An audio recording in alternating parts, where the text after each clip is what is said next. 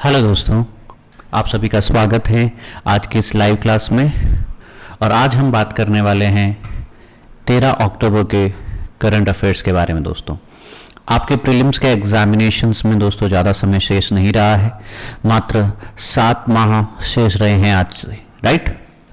अगर मैं इनको 32 वीक्स कह दूं या फिर 224 दिन कह दूं या फिर 5000 से ज़्यादा कुछ आवर्स कह दूं, 3 लाख से ज़्यादा मिनट्स और करीब आपके पास में 1 से 2 करोड़ के बीच के सेकंड्स पे बाकी हैं। अब आप इस समय का क्या करते हैं? What you do with the time matters the most, right.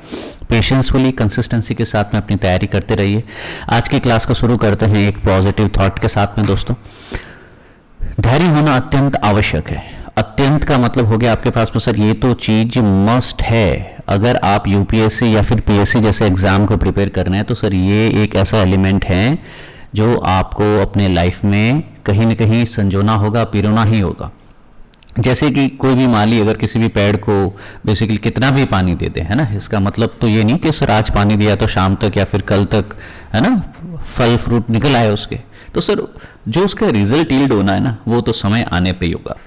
तो आप सपोज कोई भी सब्जेक्ट पढ़ रहे हो या फिर सपोज आप प्रीलिम्स या फिर आप मेंस या फिर आप करंट अफेयर ही क्यों ना पढ़ रहे हो, आपको लग रहा होगा सर मैं न्यूज़पेपर पढ़ रहा हूँ या फिर मैं ये सेशंस बेसिकली अटेंड कर रहा हूँ, बट सर इसका कल्मिनेशन क्या होगा? बेटा, इसका कल्मिनेशन तुम्हें प्रीलिम्स के टाइम और मेंस के टाइम देखने को मिलेगा, बशर्ते कि तुम भी अपने पैरों को लगातार सींचते रहो और धीरज से, पेशेंस से, है ना, अपने इस लक्ष्य की प्राप्ति के लिए निरंतर आगे बढ़ते रहो।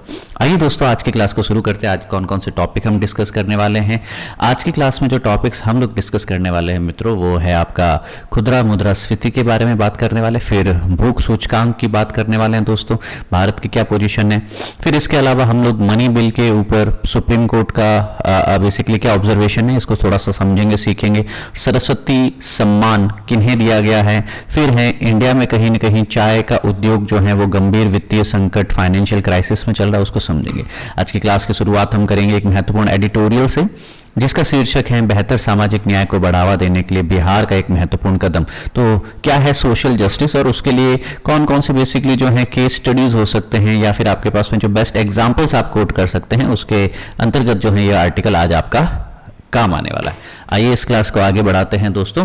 इस क्लास की पीडीएफ आपको मिलने वाली है आपके टेलीग्राम हैंडल jagdish_jangid123 से। आप रीच आउट कर पाएंगे मुझे कोई भी क्वेरी या होमवर्क जे सर PW के ऊपर, ठीक है ना। तो you reach out to me J sir UPSC and I will be answering you your queries, और आप कमेंट सेक्शन में भी रीच आउट कर पाएंगे दोस्तों। मूविंग अहेड, इस क्लास को हम लोग प्रारंभिक, मुख्य परीक्षा और साक्षात्कार तीनों परीक्षाओं के एंगल से पूरी तरीके से कहीं न कहीं हॉलिस्टिक इंक्लूसिव बनाने की कोशिश करेंगे, और आपका एंगेजमेंट क्लास में भी और क्लास के पश्चात भी उतना ही महत्वपूर्ण रहने वाला है। सो गोज विदाउट सेइंग, आप सभी विद्यार्थी डेफिनेटली जो क्वेश्चंस दिए जा रहे हैं, जो यहाँ पे डिस्कस किए जा रहे हैं, उसको नोट जरूर कीजिए। और नोट, सारी चीज़ें नोट नहीं करनी होती, ओनली जो आपको महत्वपूर्ण लग रहा है ना, या फिर वह बिंदु जो आपको लग रहा है कि आप भूल सकते हैं और महत्वपूर्ण है, उन्हें जरूर नोट डाउन करते चलिए। बाकी क्लास को सुनते चलिए। एक ही सोर्स को 5 बार रिवीजन पे लेके आना है, 5 अलग सोर्सेस को बेसिकली जो है n नंबर ऑफ टाइम नहीं पढ़ना है ना। सो इंटेंस रिवीजन ही आपका एग्जाम के अंदर रिजल्ट लेके आएगा दोस्तों। आज की क्लास का श्री गणेश करते हैं। सबसे पहला पॉइंटर आपके पास में रहने वाला है की स्टेप बाय बिहार to promote better social justice.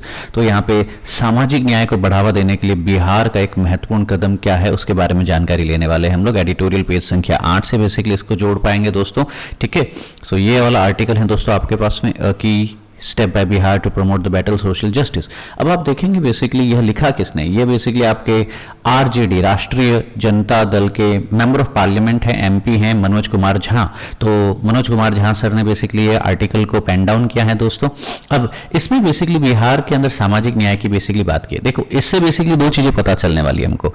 एक, पॉलिसी क्या रही है आज तक, और दूसरा उसमें क्या क्या कमियां रही हैं, ठीक है ना, उन कमियों के बारे में, और उन कमियों को कैसे उनका कहीं कहीं निजात पा सकते हैं, उनके लिए क्या वे फॉरवर्ड हो सकता है, तो उनका कहीं न कहीं सॉल्यूशन भी बेसिकली हमको मिलने वाला है। तो इस आर्टिकल से बेसिकली आप पॉलिसी में क्या क्या लूप होल हैं, 2 लाइंस वह नोट करिएगा।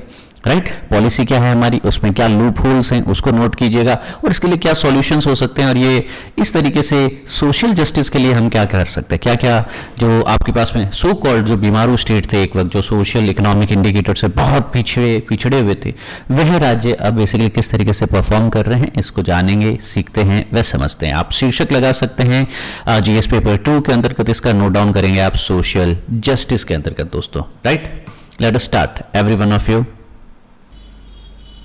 दोस्तों यहाँ पे ये आर्टिकल का मुख्य शीर्षक जो रहने वाला है ना, वो है आपके पास में सामाजिक न्याय। तो सामाजिक न्याय जो है, सोशल जस्टिस है, उसके ऊपर बात की जा रही है। तो there are certain dates which acquire greater significance by the stroke of history. 2 October में बेसिकली ऐसा ही एक दिवस था। तो बिहार सरकार ने कहीं न कहीं कास्ट बेस्ड सर्वे जो है वो रिलीज किया है, बिहार जाति आधारित गणना। तो यहाँ पे जो है जाति के आधार पे जो एक सेंसस जो है, जो डेटा है, वो बिहार सरकार के द्वारा जारी किया गया है ना। तो इसको कहीं न कहीं महत्वपूर्ण बताया जा रहा है एक आयाम के रूप में। तो क्या इसकी एक्यूरेसी है ना, किस तरीके से ये डिबेट के लायक एक सब्जेक्ट हो सकता है भविष्य के लिए, और किस तरीके से यह एम्प्लॉयमेंट है, रिसोर्सेज हैं, या रिजर्वेशन जैसी चीज़ों के ऊपर दृष्टिगोचर करने वाला है दोस्तों। इसको थोड़ा सा समझते हैं, वह सीखने की कोशिश करते हैं कि सर जो जाति आधारित जनगणना होती है ना आपके पास में, वो up to date accurate data देती है कि हमारा सामाजिक और आर्थिक जो है स्टेटस क्या है, कौन कौन सी जातियां हैं, कितना उनका नंबर है, कौन कौन से समुदाय हैं, उनका आर्थिक परिदृश्य में क्या अद्यतन है, उनका क्या वितरण है उनका, उसके बारे में जानकारी दी जाती है। यहाँ पे एक अच्छा, जब हमको सही जानकारी मिलेगी तभी तो हम एक एविडेंस बेस्ड पॉलिसी बना पाएंगे, ताकि जनता का और बेहतर भला हो पाए। अदरवाइज सपोज आप बेसिकली समस्या आ रही है एससी वर्ग के अंदर, और आप एससी वर्ग की जगह एसटी वर्ग के ऊपर ज़्यादा फोकस कर रहे हैं, या फिर समस्या आ रही है ओबीसी वर्ग के ऊपर, और आप ओबीसी को छोड़कर के किसी और अन्य वर्ग के ऊपर जो है संसाधन या फिर आरक्षण या फिर अन्य तरह के बेसिकली पॉजिटिव डिस्क्रिमिनेशन के माध्यम से उनको मदद की कोशिश कर रहे हैं।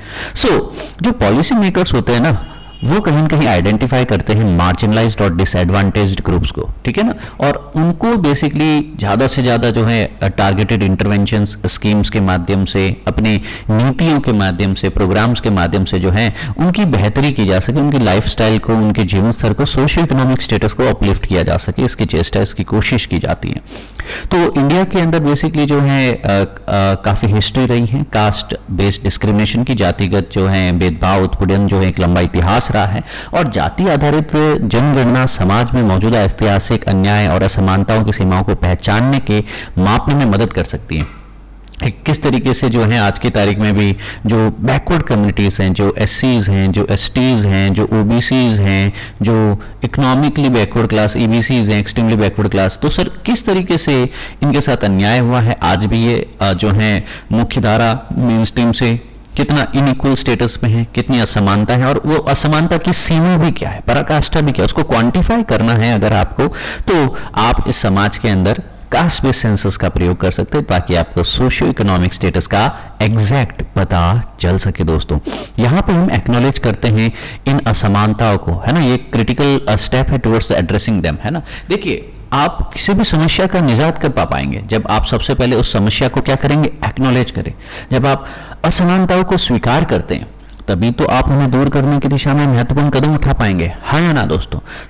अभी बिहार ने जारी किया है, तो यहाँ पे राज्य की जो जनसंख्या है उसके अंदर बेसिकली जो है जनगणना करवाई गई, और उसमें यह प्राप्त हुआ आपके पास में कि सर बिहार में 215 नोटिफाइड कास्ट है ना।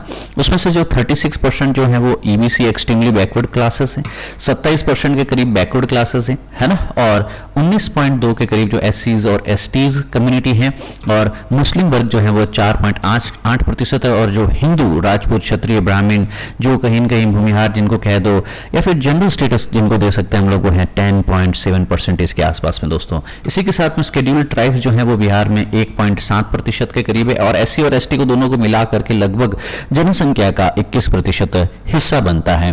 तो जो ईबीसीज और बीसीज, एक्सट्रीमली बैकवर्ड क्लासेस और बैकवर्ड क्लासेस, ये दोनों मिला करके क्या कहलाती हैं, ओबीसीज कहलाती है। क्या कहलाती हैं, ओबीसीज कहलाती हैं। यह लगभग जो है राज्य का 63% जो है जनसंख्या का, जनगणना का हिस्सा है दोस्तों।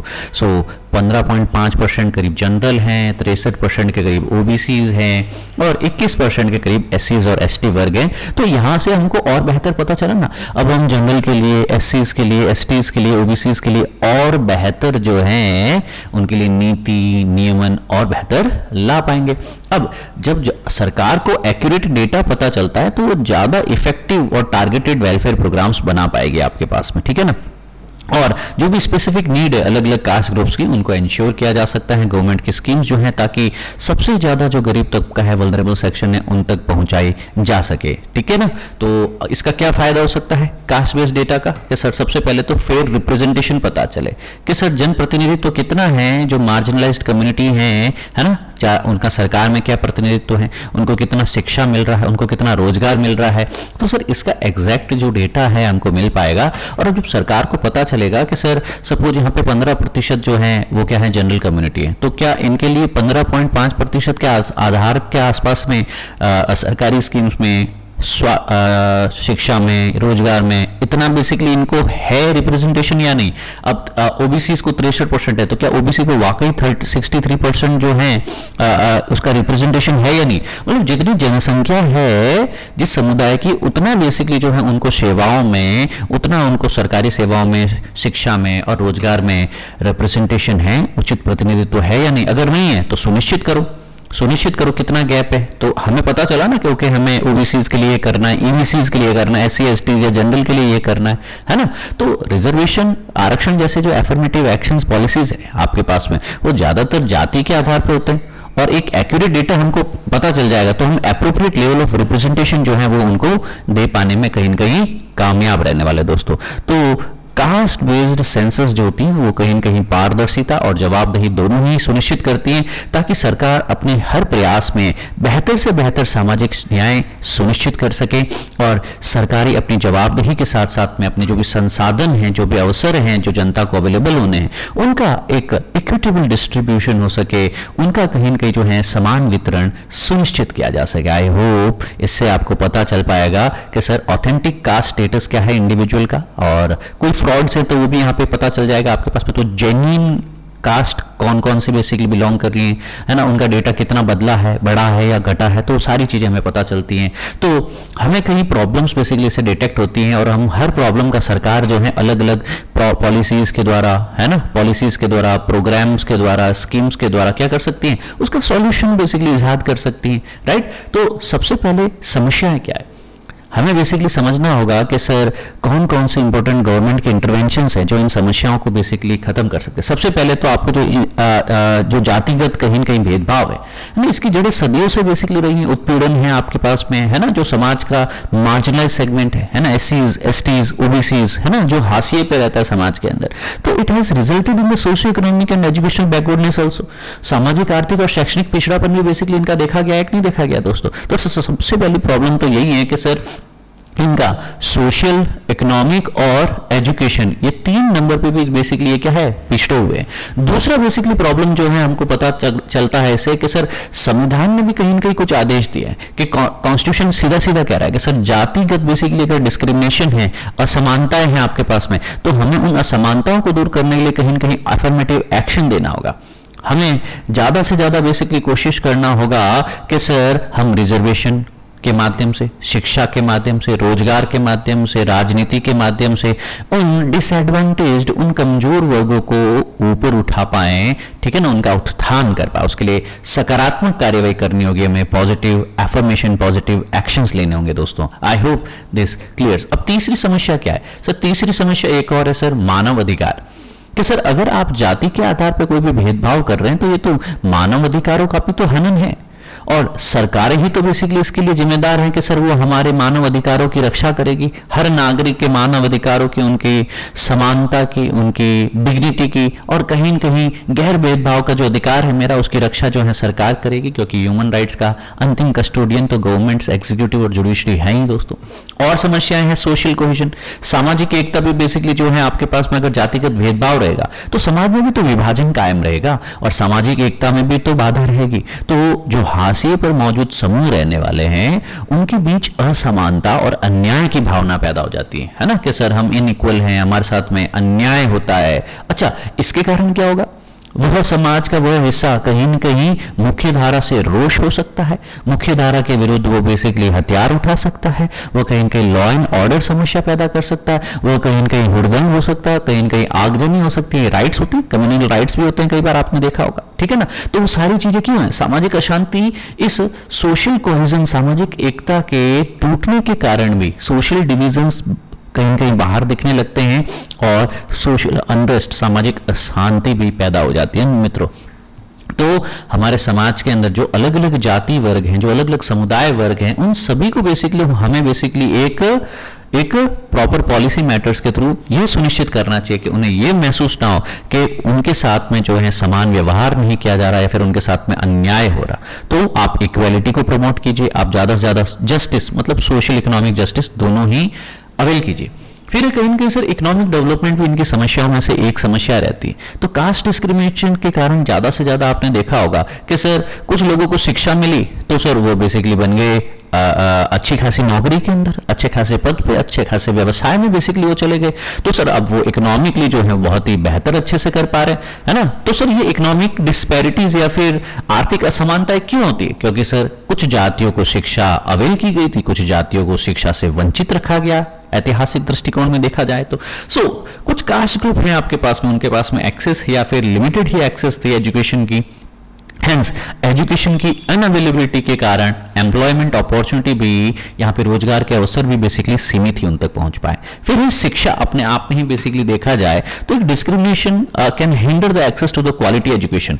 जो हाशिए पे रहने वाले जितने भी जाति वर्ग है, जाति समूह हैं आपके पास में, उनको वाकई एक अच्छी शिक्षा, बेसिकली गुणवत्तापूर्वक शिक्षा पहुंचाने में हमेशा कई बार बाधा रही है, क्योंकि सर जातिगत असमानता इतनी रही है कि सर उनके पास ना ही संसाधन थे और ना ही बेसिकली आर्थिक रूप से वो बेसिकली जो है शिक्षा पाने के योग्य रहे। तो सरकार ने कई बार बेसिकली जो है ये सुनिश्चित करने की कोशिश की कि वो अपने अन्य अन्य स्कीम से या अन्य अन्य इंटरवेंशन, हस्तक्षेप के माध्यम से, है ना, उन्हीं जनता को शैक्षिक अवसर दिया जाए। फर्क नहीं पड़ रहा उनकी जाति क्या, जाति की परवाह के बिना सभी को बेसिकली सुरक्षा सुलभ की जाए। तो आपको पता होना चाहिए राइट टू एजुकेशन, इसी के माध्यम से तो हम लोग लेके आए थे शिक्षा का अधिकार, और सभी के लिए सुलभ सुरक्षा हो, शिक्षा हो आपके पास में। सभी शैक्षणिक संस्थानों के भीतर जितने भी आपके पास में डिस्क्रिमिनेशन है, भेदभाव है, वो सब हटा दिया जाए। हमारी स्कूल्स में होता है, कॉलेजेस में होता है, फर्क नहीं पड़ रहा आप किस समुदाय से बिलोंग कर रहे हैं, सबको बेसिकली समानता से ट्रीट किया जाता रहा है। ठीक है, अब सपोज यहाँ पे ये बच्चा किस समुदाय से है और ये बच्चा किस समुदाय से है, कोई फर्क नहीं पड़ रहा,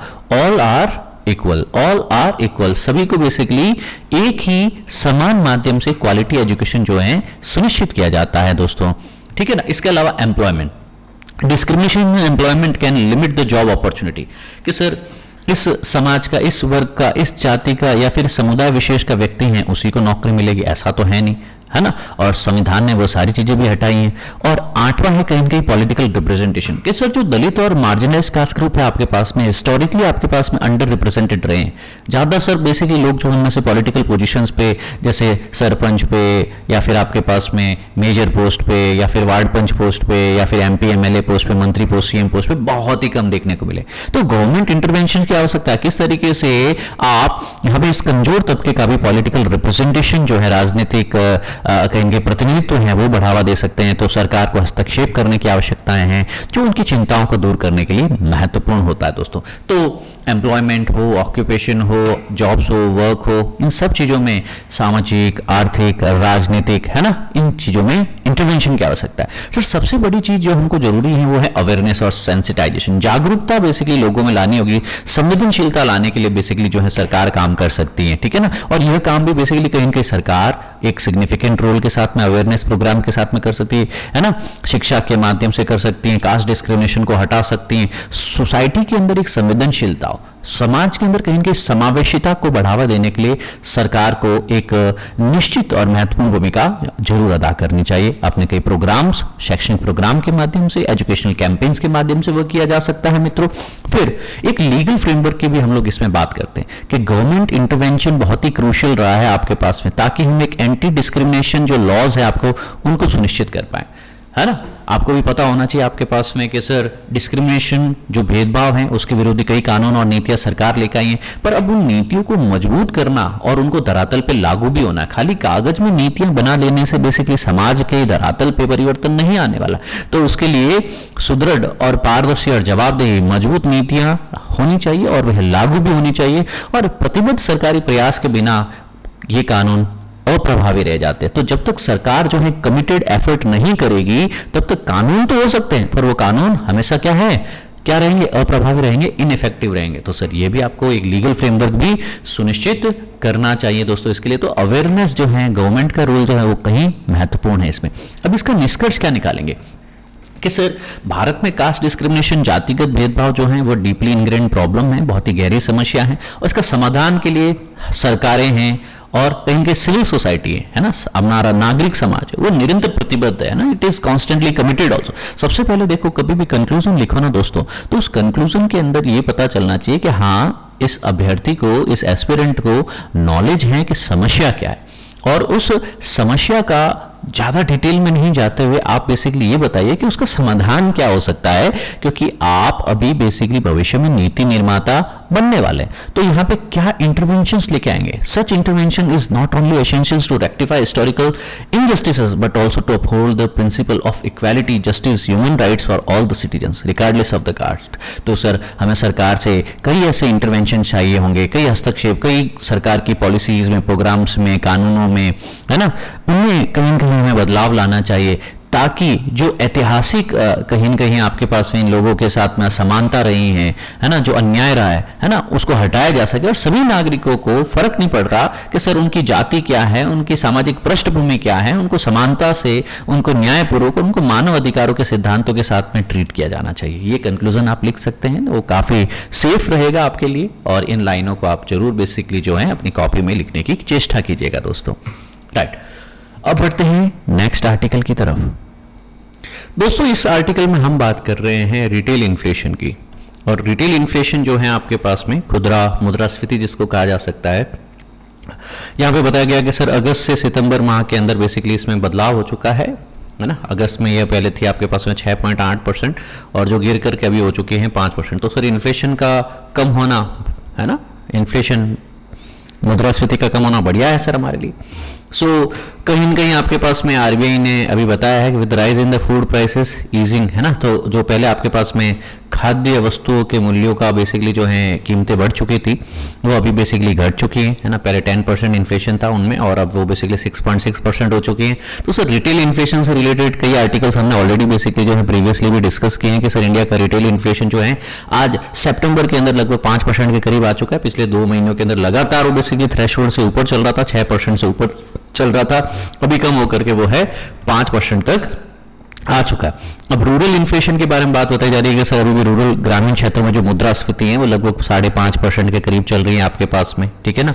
और वेजिटेबल्स के अंदर है ना आपके पास में इन्फ्लेशन वो सबसे ज्यादा बेसिकली पहले देखा जा रहा था कि सर सब्जियां वगैरह जो थी लगभग 26% सर उनके अंदर इन्फ्लेशन देखा जा रहा था, वो भी घट करके लगभग 3.4% के करीब हो गया। याद करो टमाटर 150 रुपए 200 रुपए था, अभी टमाटर हो गया 20 रुपए, जाओ खरीदो राइट। तो सर आरबीआई ने कहीं ना कहीं सर एक अच्छा सा सिग्नल दिया है कि सर रिटेल इन्फ्लेशन 5% तक पहुंच चुका है सितंबर माह के अंदर, और ये बढ़िया है। आपके पास में आरबीआई ने ऑलरेडी टॉलरेंस लेवल बताया कि सर 4% के करीब इन्फ्लेशन हो सकता है, इससे बढ़ के ज्यादा से ज्यादा मैक्सिमम 6% हो सकता है, 4 से घट के मिनिमम 2% हो सकता है। तो सर 4% ±2% ये इन्फ्लेशन का, महंगाई का बेसिकली क्या है, सेफ जोन है, टॉलरेंस है सर, इसमें सहा जा सकता है ना।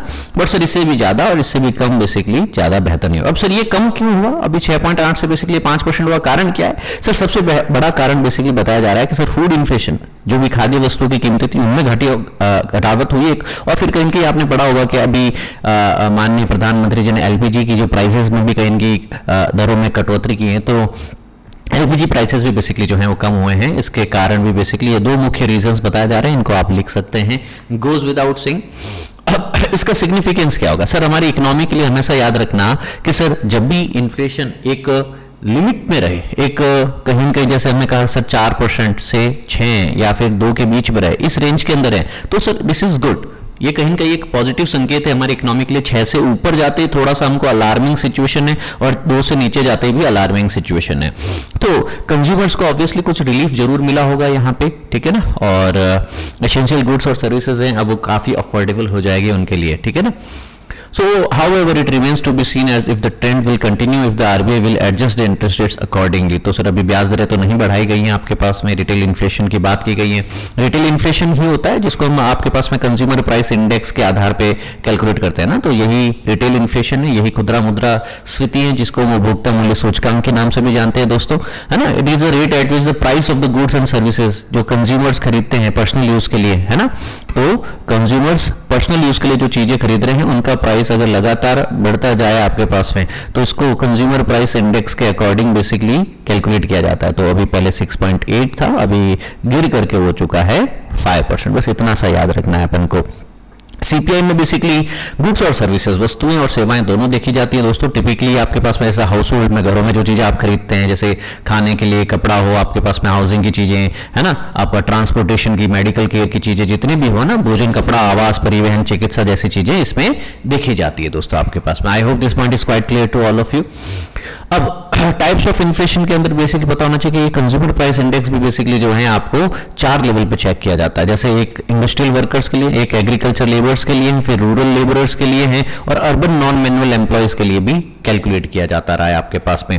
इनमें से जो पहले 3 है, इंडस्ट्रियल वर्कर्स, एग्रीकल्चर लेबर्स और रूरल लेबरर्स, इन तीनों के लिए जो भी डेटा आपके पास में कंपाइल किया जाता है वो मिनिस्ट्री ऑफ लेबर का एक लेबर ब्यूरो है ना, उसके द्वारा दिया जाता है पूरा का पूरा डेटा। जबकि आपका अर्बन नॉन मैनुअल एम्प्लॉयज का जो डेटा है आपके पास में, यह कौन लेकर आता है? नॉस्पी के अंदर है नेशनल स्टैटिस्टिक्स ऑफिस, एनएसओ, इसके द्वारा जो है अर्बन शहरी एरिया में जो गैर मैनुअल कर्मचारी हैं, है ना, वो बेसिकली इसका डेटा देते हैं। अच्छा, इसका बेस ईयर पूछा जा सकता है आपको प्रीलिम्स में। इसका बेस ईयर क्या? बेस ईयर मतलब रेफरेंस। अब मैं कहता हूं ना कि कोई 5% बढ़ा, तो 5% किस मूल्य से बढ़ा? तो 2012 में जो प्राइसेस थे आपके पास में, तब से 5% बढ़ा है। तो यह बेसिकली कहा जा सकता है आपके पास में, right. This thing can be written easily, ठीक है दोस्तों। चलो, इतना क्लैरिटी दो, एक बार मेरे को लिख के बता दो कि जी सर यहाँ तक क्लैरिटी हो चुका है, अब हम आगे बढ़ने में सक्षम है। तो 2020 में बेसिकली यहाँ पे देखा गया था आपके पास में, 2020 के अंदर मिनिस्ट्री ऑफ लेबर और एम्प्लॉयमेंट ने कहीं new series of the CPI release किया था, आपका सीपीआई इंडस्ट्रियल वर्कर, जिसका बेस ईयर जो है आपका 2016 रहा है। मॉनेटरी पॉलिसी कमेटी जो है आपके पास में, वो सीपीआई को ही यूज करती है। तो जो हम कहते हैं ना कि सर आरबीआई कंट्रोल करता है इन्फ्लेशन को, आरबीआई की कौन सी है? Monetary policy committee. मैंने होमवर्क दिया था ना आपको, मौद्रिक नीति समिति, मॉनेटरी पॉलिसी कमेटी। आज वापस इसको, अगर जिसने होमवर्क नहीं किया, इस पे शॉर्ट नोट लिखो। क्या लिखोगे? राइट अ शॉर्ट नोट, है ना, 5 से 8 लाइंस का बेसिकली एक शॉर्ट नोट लिख के लाओ इसके ऊपर और सबमिट करो। होमवर्क कहाँ सबमिट कर रहे हो आप लोग? Homework has to be submitted eight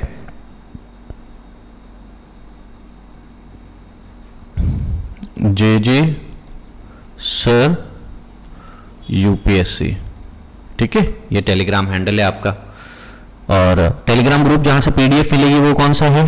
Jagdish Jahangir sir. Is it clear? ठीक है बच्चों, party let us move ahead. India ranks 111 out of 125 countries in the hunger index. देखिए सर, 125 देशों का डेटा सर्वे किया गया, उसमें से सर भूखमरी में इंडिया का जो नंबर लगा 111वें नंबर पे लगा है आपके पास में। बहुत ही खतरनाक ग्लोबल हंगर इंडेक्स के अंदर इतना पिछड़ी रैंकिंग 2023 के अंदर हमको मिली है। तो progress against the hunger nearly halted since the 2015 से बेसिकली देखा गया है कि जो ग्लोबल ट्रेंड में कई और कंट्रीज हमसे बेहतर कर पा रही हैं, हम अच्छा नहीं कर पा रहे आपके पास में। तो केंद्र सरकार ने आपके पास में कंटेस्ट किया है इंडिया की परफॉर्मेंस को for the 3rd year in the row, है ना। हमेशा से बेसिकली केंद्र सरकार कहती है कि सर इन्होंने जो मेथोडोलॉजी यूज की है ग्लोबल हंगर इंडेक्स के लिए वो ही गलत है।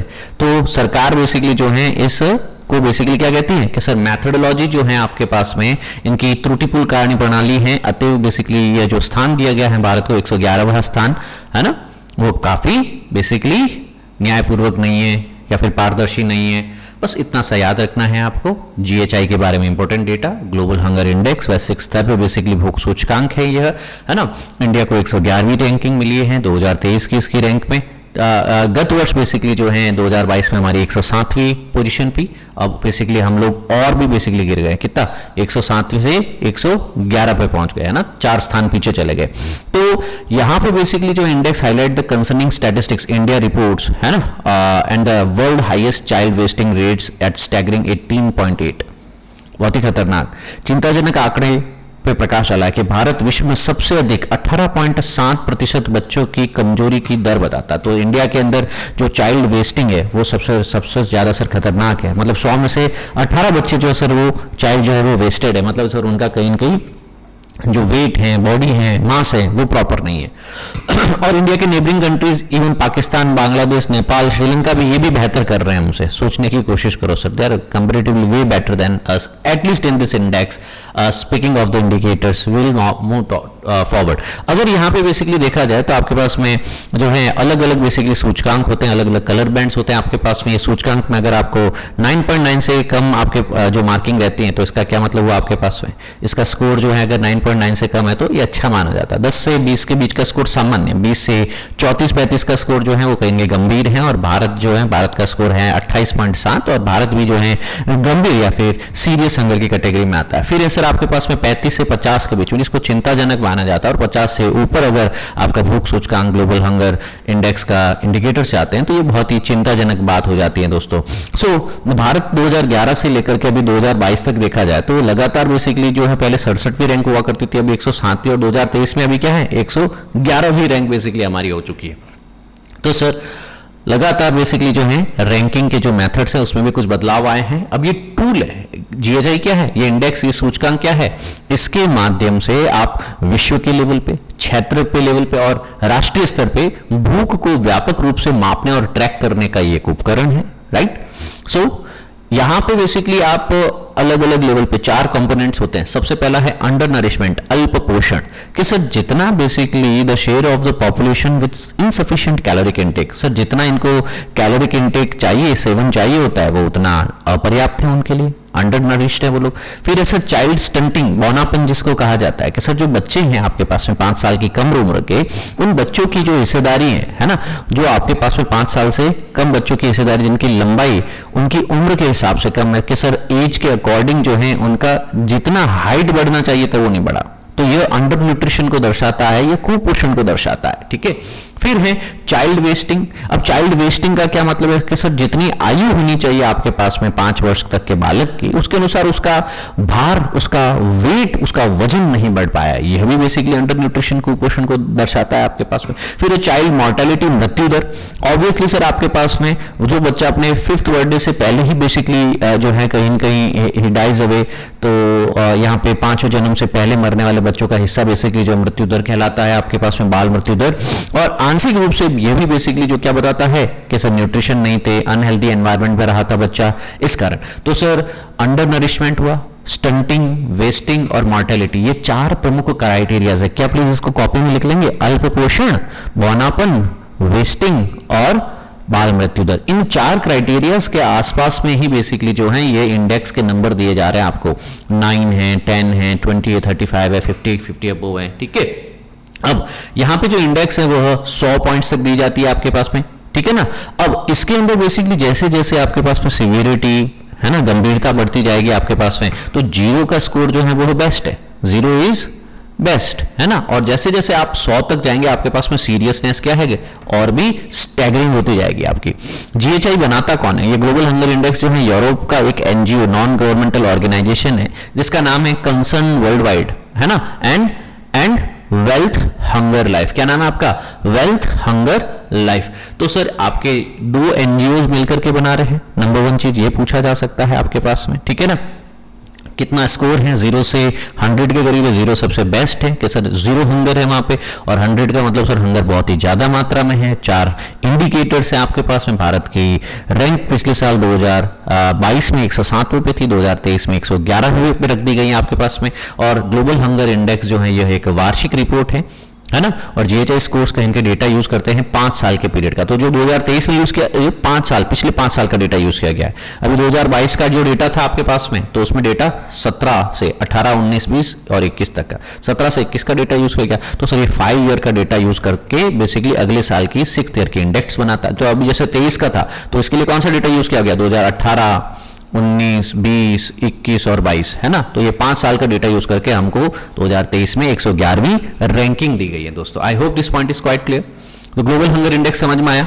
Under nourishment, stunting, wasting, mortality के आधार पर बनाई जाती है आपके पास में, और इन सभी में बेसिकली जो है अंडर नरिशमेंट को और चाइल्ड मॉर्टेलिटी को 1/3 बेसिकली वेटेज दिया जाता है। स्टंटिंग और वेस्टिंग को भी, दोनों को मिला के 1/3 इंडिविजुअल देखें तो 1/6 होता है ये, ठीक है ना। लो, मॉडरेट, सीरियस, अलार्मिंग और एक्सट्रीमली अलार्मिंग कैटेगरी पे हो सकता है। भारत आज की तारीख में कहाँ है, भारत आज की तारीख में जो है गंभीर स्तर पे है। भारत जो है येलो लाइट के ऊपर बेसिकली यहाँ पे देखा जा सकता है, सीरियस लेवल पे। चलो दैट्स इट। फिर अब हम बेसिकली अगला आर्टिकल देखते हैं दोस्तों। हाँ दोस्तों, तो अब यहाँ पे एक बहुत इंपॉर्टेंट आर्टिकल है आप लोगों के सामने। 7 जजेस की जो बेंच है वो कॉल लेने वाली है, take to the call on giving the priority to the money bill cases. तो सेंटर ने रिक्वेस्ट किया है सुप्रीम कोर्ट को कि सर आप सीनियोरिटी वाइज केस सुनिए, ना कि पॉलिटिकल एक्सीजेंसीज के अनुसार। तो यहाँ पे कई बार बेसिकली क्या किया जाता है कि जो धन विधेयक होता है, जो मात्र लोकसभा में पारित किया जा सकता है, लोकसभा के जो स्पीकर होते हैं वो फाइनल पर्सन होते हैं, है ना। लोकसभा के स्पीकर ही सर्टिफाई करते हैं कि कौन सा बिल मनी बिल है, कौन सा बिल नहीं, और इसे किसी कोर्ट ऑफ लॉ में चैलेंज नहीं किया जा सकता। तो कई बार क्या होता है कि लगता तो हमें है कि सर ये मनी बिल है, पर सर मनी बिल के कहीं कहीं आड़ में जो है वो संविधान के अंदर महत्वपूर्ण परिवर्तन कर दिए जाते हैं। तो कॉन्स्टिट्यूशन को चेंज करना है आपको, तो कहीं कहीं लोकसभा को, कहीं कहीं राज्यसभा को और स्टेट्स को भी कई बार साथ में लेने की आवश्यकता होती है। पर अगर सोचो ये संविधान संशोधन विधेयक जो आना है, वो अगर मात्र जैसे लोकसभा में अभी प्रेजेंट सरकार की क्या है, प्रॉपर मेजॉरिटी है, तो सर वो लोकसभा के अंदर उसी कॉन्स्टिट्यूशन अमेंडमेंट बिल को बेसिकली क्या करते हैं कि सर इसको इस तरीके से फ्रेम किया जाता है कि सर इसको बताया दिया जाए कि सर ये एक धन विधेयक है, ये एक मनी बिल है। और मनी बिल फिर क्या होगा, मात्र लोकसभा के अंदर ही पास हो पाएगा आपके पास में, लोकसभा उसके ऊपर फाइनल अथॉरिटी हो जाएगी, ठीक है ना। और लोकसभा ने पारित कर दिया, फिर राज्यसभा को उसके ऊपर कोई हक नहीं रहेगा, राज्यों का बेसिकली कोई हक नहीं रहेगा, लोकसभा ने फाइनल कर दिया, वो चीज लागू हो जाएगी। तो भी 7 जजेस की बेसिकली सुप्रीम कोर्ट की बेंच है ना दोस्तों, वो इस पर सुनवाई करने वाली है, और इसके अंदर बेंच को हेड खुद chief justice of India D Y Chandrachud करेंगे, और ये फाइनल कॉल लेने वाले हैं इसके ऊपर। क्योंकि सेंटर ने कई बार जो है क्रूशियल अमेंडमेंट्स को जो है पार्लियामेंट में मनी बिल की तरह पास कर दिया है। तो उसका अभी सरकार जो है वो बेसिकली कहां पहुंच चुकी है, सुप्रीम कोर्ट में पहुंच चुका है। विपक्ष के नेता कांग्रेस के जयराम रमेश क्या कहते हैं, hopefully the final verdict will be forthcoming as soon as we far reaching implications on every function of the parliament. तो क्या है, मुद्दे को थोड़ा सा समझने की कोशिश करते हैं। कई जो महत्वपूर्ण बदलाव है उनको मनी बिल कह करके बेसिकली पारित कर दिया गया है मात्र लोकसभा ने कि सर ये तो गलत हो रहा है आपके पास में, तो इसके ऊपर सुप्रीम कोर्ट की सुनवाई की जाएगी आपके पास में, हम लोग समझने की कोशिश करेंगे। कुछ फाइनेंशियल मैटर्स हैं जो मनी बिल में पास किए जा सकते हैं, पर अगर आपको संविधान को, अगर वृहद ढांचे को बदलना है तो उसमें संविधान संशोधन विधेयक आना चाहिए, कॉन्स्टिट्यूशन अमेंडमेंट एक्ट, और उसके माध्यम से होना चाहिए। अगर ये नहीं होता है तो सर ये कहीं न कहीं आपके पास में इसके ऊपर सुप्रीम कोर्ट फाइनल कॉल भी ले पाएगा दोस्तों। भी कितने प्रकार के बिल हो सकते हैं, एक तो साधारण बिल हो सकता है, एक धन विधेयक मनी बिल हो सकता है, एक वित्त विधेयक फाइनेंस बिल हो सकता है। फाइनेंस बिल जनरली जो है आपके पास में 2 कैटेगरी के होते हैं, एप्रोप्रिएशन के समय हम देखते हैं, बजट के समय देखते हैं फाइनेंस बिल पारित किया जाता है। स्पेशल बिल है ना, वे बिल जो संविधान में बदलाव लाने के लिए यूज में लिए जा रहे हैं, ठीक है। अब यहाँ पे संविधान का अनुच्छेद 110 क्या कहता है कि कॉन्स्टिट्यूशन के अंदर जो भी बिल है deemed to be money bill if it contains only provision dealing with all और by any of the matters, like कोई भी टैक्स है लगाया, उसका अधिरोपण किया, उसको अबॉलिश किया, उसका उन्मूलन किया, कोई रिमिशन, कोई छूट दी आपने, कोई ऑल्टरेशन, कोई परिवर्तन किया, कोई रूल रेगुलेशन लाए टैक्स से रिलेटेड, तो sir imposition, abolition, remission, alteration, regulation है किसी टैक्स का, सिर्फ उसी चीज से रिलेटेड जो है मनी बिल हो सकता है। तो तो रेगुलेशन जो भी होगा आपके पास में of the borrowing of the money of the और giving the guarantee by the government of India हो, कस्टडी हो consolidated fund of India, contingency fund of India की, ये सारी चीजें जो है वो मनी बिल धन विधेयक के अंतर्गत आती है, जो कि संविधान के अनुच्छेद 110 के अंतर्गत बेसिकली देखा जा सकता है आपके पास में, ठीक है ना।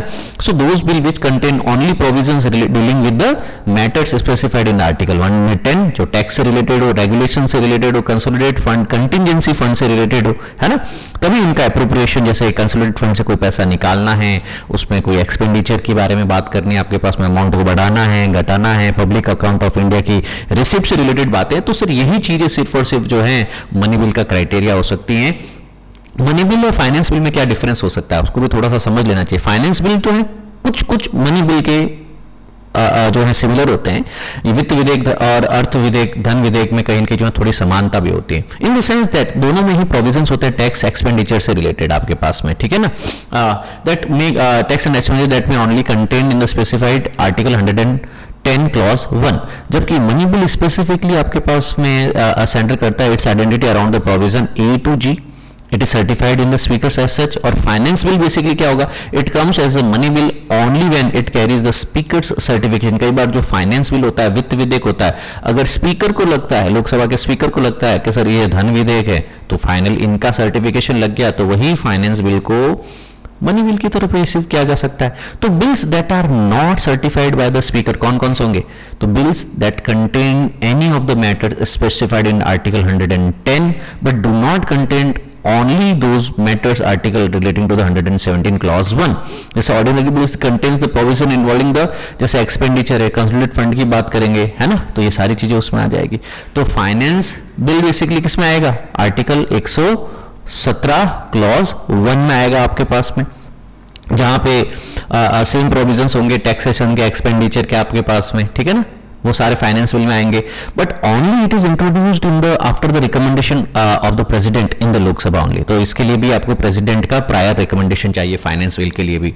It is passed in the Lok Sabha and just like the ordinary bill. और यहाँ पे राज्यसभा का भी देखो, फाइनेंस बिल में बेसिकली क्या होता है कि सर लोकसभा में इंट्रोड्यूस होगा प्रेसिडेंट की अनुमति से, और राज्यसभा की भी अनुमति चाहिए होगी। राज्यसभा भी बेसिकली क्या इसको पास कर सकती है, इसमें कोई बदलाव है, जोड़ बाकी कर सकती है आपके पास में। राज्यसभा पास करेगी तो फिर बात पूरी बनेगी आपके पास में। तो सर कई बार क्या होता है कि इस फाइनेंस बिल को ही सर्टिफाई कर दिया जाता है कि ये फाइनेंस बिल नहीं है, वित्त विधेयक नहीं है ना, और स्पीकर महोदय कहते हैं ये तो धन विधेयक है, ये तो आर्टिकल 110 के अंदर आएगा, क्लॉज 1 में आएगा, है ना, 1 to G, A to G के अंदर आएगा आपके पास में। अब इस मैटर में सिर्फ लोकसभा के ही हाथ की बात होगी, है ना, आपके पास में प्रेसिडेंट को पूछ करके लोकसभा के स्पीकर सर्टिफाई करके इसको लोकसभा में इंट्रोड्यूस करते हैं आपके पास में। ओनली इसको गवर्नमेंट बिल कहा जाता है, it can only be the government bill के सर, मात्र सरकार जो लोकसभा के अंदर मेजोरिटी में वही इस पे बेसिकली लेजिस्लेशन लेके आ रही है। राज्यसभा के पास में कोई ताकत नहीं। राज्यसभा में जब भी, जैसे लोकसभा ने पारित किया,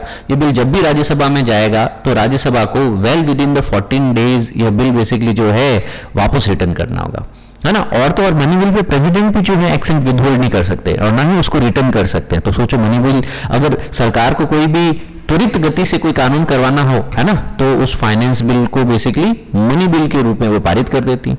अब कौन पता करता है कि सर लोकसभा का स्पीकर करता है, और लोकसभा के जो स्पीकर महोदय हैं अब उनका डिस्क्रिप्शन क्या करता है, उनको लगता है कि सर ये तो फाइनेंस बिल है तो फाइनेंस में पारित कर दिया।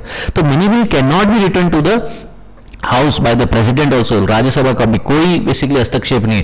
तो यहाँ पे जो है बाकी पॉलिटिकल पार्टीज कह रही हैं कि सर कई बार फाइनेंस बिल को भी जो आप क्या कर दे रहे हो, नॉर्मल बिल्स को भी आप क्या कह रहे हो, मनी बिल है, और उसमें कुछ फाइनेंस मैटर्स वगैरह डाल के मनी बिल बोल करके उसको खाली लोकसभा के अनुसार ही पास करा दिया जाता है। बोले सर ये तो गलत बात है।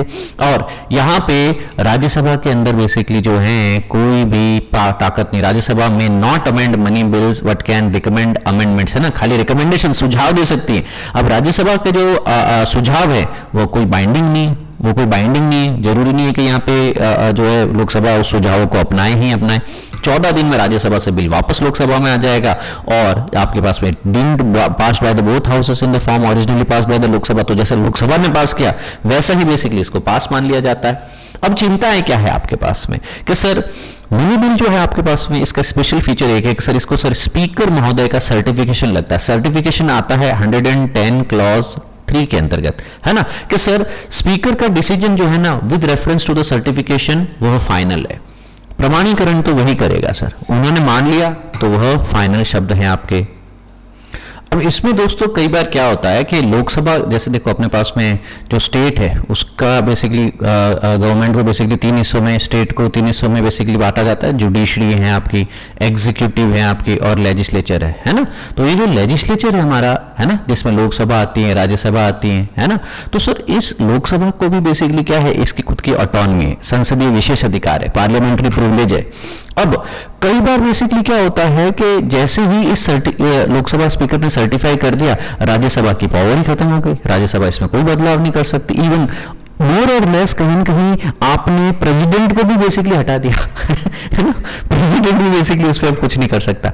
तो sir due to the parliamentary privileges और सेपरेशन ऑफ द पावर के कंसेप्ट के कारण बेसिकली क्या होता है, कोई ज्यादा बड़े सेफगार्ड नहीं है। कई बार रॉन्गफुल सर्टिफिकेशन भी कर दिया जाता है कोई भी बिल को मनी बिल की तरह, तो कौन क्या कुछ करेगा, कोई कुछ नहीं कर सकता। जाओ जुडिशरी के पास, जुडिशरी मना कर देगी, जुडिशरी कहेगी कि ये पार्लियामेंट्री प्रिविलेजेस हैं, ये संसदीय विशेष अधिकार हैं, ये लोकसभा के स्पीकर का ही बेसिकली हक है, हम उस पर कुछ नहीं कर सकते, राइट।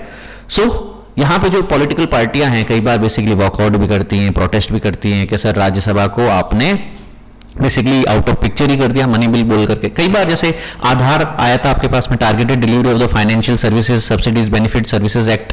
तो आधार एक्ट 2016 में जब आया था, सुप्रीम कोर्ट ने basically supreme court held that passing Aadhaar act was a money bill is justified, क्योंकि आधार में बेसिकली देखो क्या है, सब्सिडीज दी जाती हैं आधार में आपको, सारी चीजें आपके सीधा खाते के अंदर सर्विसेज आ रही हैं, आधार का होना नहीं होना कई बार आपको जो है सरकार से मिलने वाली सेवाओं से, वित्तीय सेवाओं से भी बेसिकली वंचित कर सकता है, समावेशित कर सकता है। तो इसके अलावा एक फाइनेंस एक्ट आया था 2017 में, इनको कहीं न कहीं अमेंड किया था, various act to the provided to the new rules, appointment of the, जैसे ट्राइब्यूनल्स कैसे आएंगे, railway claim tribunal, green tribunal, arm force tribunal के रूल्स रेगुलेशंस बने थे। इसमें सेक्शन 184 था सेम एक्ट का, जिसमें केंद्र सरकार को पावर दिए थे कि आप रूल बना सकते हो ट्राइब्यूनल से रिलेटेड, उसको अनकॉन्स्टिट्यूशनल का जो है कहीं न कहीं साबित कर दिया था आपके पास सुप्रीम कोर्ट ने। सो इस चीज को समझना है आपको, कंटिजेंसी समझना। अभी सुप्रीम कोर्ट में सब जुडिस है ये मैटर, बहुत ही भविष्य में हमको इसके ऊपर और भी आर्टिकल्स देखने को मिलेंगे। आगे बढ़ते हैं हम लोग, सरस्वती सम्मान। तमिलनाडु की एक और जो ऑथर हैं आपके शिव शंकरी, क्या नाम है इनका, शिव शंकरी, तमिल लेखक शिव शंकरी को सरस्वती सम्मान प्रदान किया गया है वर्ष 2022 के लिए, ठीक है ना। और इनको उनकी संस्मरण की पुस्तक सूर्य वामसम क्या है आपके पास में, इनकी कौन सी पुस्तक थी आपके पास में, तो book memorials of the Sooryavansham आपके पास में पुस्तक है, इन्होंने ये लिखा है। इसके लिए इनको बेसिकली तमिल लेखिका शिव शंकरी को उनके संस्मरण की पुस्तक सूर्यवंशम के लिए सरस्वती सम्मान से सम्मानित किया गया है। दोस्तों बहुत ही महत्वपूर्ण ये सम्मान है आपके पास में, के बिरला फाउंडेशन के द्वारा दिया गया है अभी, है ना। अच्छा, यहाँ पे याद रखने लायक ये है कि सर इनका लिटरेचर में काफ़ी अच्छा खासा जो कंट्रीब्यूशन रहा है इंडिया के लिटरेचर कंपेंडियम के अंदर। और आपके पास में इन्होंने एक्सेप्ट करते हुए अवार्ड को क्या, I have been writer for the 56 year, many have asked me what is good literature, good literature की क्या डेफिनेशन हो सकती है, अच्छा साहित्य क्या कहा जा सकता है, उस या वो ये बिंदु यहाँ से उठा सकते हो तुम, लिख लो बच्चा, जहाँ से ज्ञान मिल रहा है बटोर लो। It is something that transcends the barrier of the time, creates an impact on the reader and inspires them to think constructively. साहित्य वह है जो समय की बाधाओं को पार कर पाठक पर प्रभाव डालता है, उन्हें रचनात्मक सोचने के लिए प्रेरित करता है। लिटरेचर इज लाइक मिरर, साहित्य एक दर्पण की तरह, तो जैसा साहित्य होगा, जैसे हमारी किताबें होगी, वैसा ही हमारा चरित्र, हमारी सोच, हमारा रचनात्मक क्रिया प्रणाली भी डेवलप होने वाली है। So we correct the flaws which it shows us, है ना, हम उन खामियों को सुधारते हैं जो ये हमें दिखाता है। तो सर किताबों में बेसिकली हमें कई अच्छी चीजें पता चलती है, कई बार समाज की खामियां भी पता चलती है, तो हम सोचने पर मजबूर हो जाते हैं कि यार ये आर्टिकल, ये न्यूज़पेपर, ये किताब, ये साहित्य, ये लिटरेचर में ये पढ़ा, ये अच्छी बात है, देखो इसको अपनाते हैं, ये गलत बात है, चलो चलो चलो इसको थोड़ा सा सुधारते हैं। That's what we need to do, that's what we need to do, right. बहुत ही बढ़िया इन्होंने बताया है। अब के बिरला जो इंस्टीट्यूट है बेसिकली ये पुरस्कार दे रहा है आपके पास 1991 से इन्होंने शुरू कर चुका है ना। It is available in the 22 dialect in the Indian constitution, जो 8वीं अनुसूची के अंदर है ना, भारत के 8th शेड्यूल के अंदर जो 22 बोलियां हैं, 22 लैंग्वेजेस है ना, जो आपके पास में डायलेक्ट्स हैं, उन सभी भाषाओं के अंदर जो साइटेशन, प्लेक और 15 लाख का सम दिया जाता है दोस्तों। और recipient of this prize is chosen by the panel of the experts, है ना। The winner from the work of the literature released in the previous 10 year, तो पिछले 10 सालों में, तो अभी 2022 में ये अवार्ड दिया ना, तो 2012 से लेकर के 22 तक डेफिनेटली जो ये लेखिका महोदय है, इन्होंने अच्छा खासा बेसिकली जो है लिटरेचर कंट्रीब्यूट किया है, तभी इनको यह अवार्ड दिया गया। तो Harivansh Rai Bachchan receive the first prize of 4 volume narrative, तो हरिवंश राय बच्चन को भी उनके 4 खंडीय कथा के लिए यहाँ पे ये प्रथम पुरस्कार मिला था। तो सरस्वती सम्मान कौन देता है? के बिरला। कब से दे रहा है? 1991। किन भाषाओं को? 8वीं अनुसूची की 22 डायलेक्ट्स को सबको दे रहा है। पहला पुरस्कार किसको दिया गया? हरिवंश राय बच्चन को दिया गया, है ना। किस ड्यूरेशन के लिए? पिछले 10 साल में जिन्होंने भी जो है अच्छे साहित्य में कार्य किया है उनको दिया जाता है। के बिरला इंस्टीट्यूट जो है कंटेम्प्रेरी लिटरेरी ऑर्गेनाइजेशन की तरह काम करता है आपके पास में, है ना। इसके अलावा भी और भी है ना, के बिरला इंस्टीट्यूट ने बेसिकली लिटरेरी ऑर्गेनाइजेशन के लिए जैसे कई और प्राइज, जैसे व्यास सम्मान है ना, हिंदी कंपोजिशर्स को दिया जाता है जो नेशनल लेवल पे बेसिकली काम कर रहे हैं। और बिहारी पुरस्कार हैं जो हिंदी राजस्थानी कंपोजिशंस है आपके पास में, राजस्थानी ऑथर्स के लिए हैं आपके पास में, उनको भी दिया जा रहा है ना। In addition to the Saraswati Samman, K Birla institute अलग अलग अन्य सम्मान भी देता रहा है समय समय पे दोस्तों। अब हम बात करते हैं एक्यूट फाइनेंशियल क्राइसिस चाय बागानी क्षेत्र के अंतर्गत। बहुत ही छोटा आर्टिकल है दोस्तों, ज़्यादा इसमें डेप्थ में जाने का नहीं है। इंडियन इकोनॉमी का ये सेगमेंट है, इससे आपको केस स्टडी उठाना है, केस स्टडीज उठाना है कि सर हम उद्योगों के लिए और क्या बेहतर कर सकते हैं। कि चाय बागान मालिकों ने बेसिकली जो इंडिया टी एसोसिएशन है, एक it is a leading body of the tree planters, उन्होंने कहा कि industry is passing through the phase of acute financial crisis, prices not keeping the pace with the rising cost of production. कि sir लागत लगातार बढ़ती जा रही है पर उसके साथ में चाय की कीमतें नहीं बढ़ रही हैं, लॉसेस ज्यादा हो रहे हैं।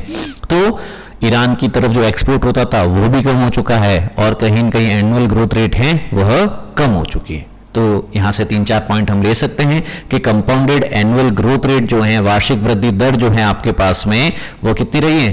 The tea prices rose at only 4% और द लास्ट डेकेड। तो सर 10 साल में जो चाय की कीमतों में मात्र 4% वृद्धि हुई है आपके पास में। इनपुट्स बाकी जैसे कोयला है, जैसे गैस है आपके पास में, जो इनके उत्पादन के लिए जरूरी चीजें होती हैं, वो 9 से 15% उनके प्राइसेस बढ़ चुके हैं।